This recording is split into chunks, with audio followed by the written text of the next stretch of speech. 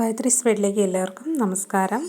ഞാനിന്നിവിടെ ഉണ്ടാക്കാൻ പോകുന്നത് ചക്കക്കുരു കൊണ്ടുള്ള ഒരു റെസിപ്പിയാണ്.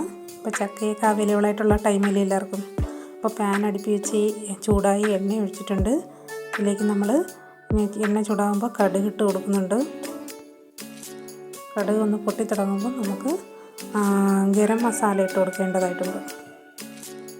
പട്ട, ഗ്രാമ്പൂ, പെരിഞ്ചീരകം ഇട്ട് കൊടുത്തിട്ടുണ്ട്. ഇതിൻ്റെ കൂടെ നമുക്ക് തേങ്ങാക്കൊത്തും കൂടി ഇട്ട് മൂപ്പിച്ചെടുക്കാം. ഇതൊന്ന് ചെറുതായിട്ടൊന്ന് ആ തേങ്ങയുടെ പച്ചമണം മാറി വരുന്നവരെ ഒന്ന് വഴറ്റാം. അപ്പോൾ തേങ്ങയുടെ പച്ചമണമൊക്കെ മാറി വന്നപ്പോഴത്തേക്കും നമ്മൾ വറ്റൽമുളക് കഷ്ണങ്ങളാക്കി ഇട്ട് കൊടുത്തിട്ടുണ്ട്. അതും ഒന്ന് പച്ചമണം മാറുന്നവരെ വറുക്കാം. ഇതെല്ലാം നന്നായി മൂത്ത് വന്നപ്പോഴത്തേക്കും നമ്മൾ സവാള കൊത്തിയരിഞ്ഞത് ചേർത്ത് കൊടുത്തിട്ടുണ്ട്.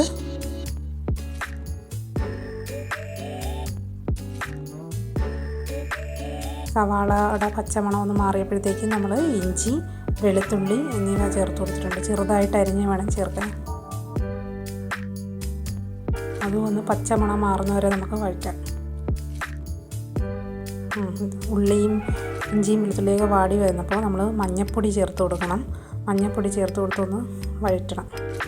മഞ്ഞൾപ്പൊടിയുടെ പച്ചമണം മാറുന്നവരെ ഒന്ന് വഴറ്റി കഴിഞ്ഞ് ഇതിലേക്ക് നമുക്ക് കുക്കറിലിട്ട് നമ്മൾ വേവിച്ച് വെച്ചേക്കുന്ന ചക്കക്കുരുവാണ്. അത് കഷ്ണങ്ങളാക്കി കുക്കറിലിട്ട് വേവിച്ച് വെച്ചിരുന്നതാണ്.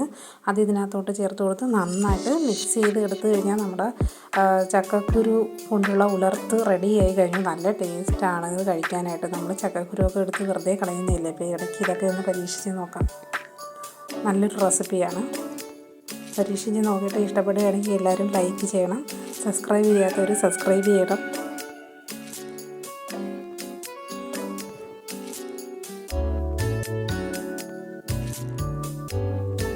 ചക്കക്കുരു ഉലർത്ത് റെഡിയായി കഴിഞ്ഞു. Thank you for watching.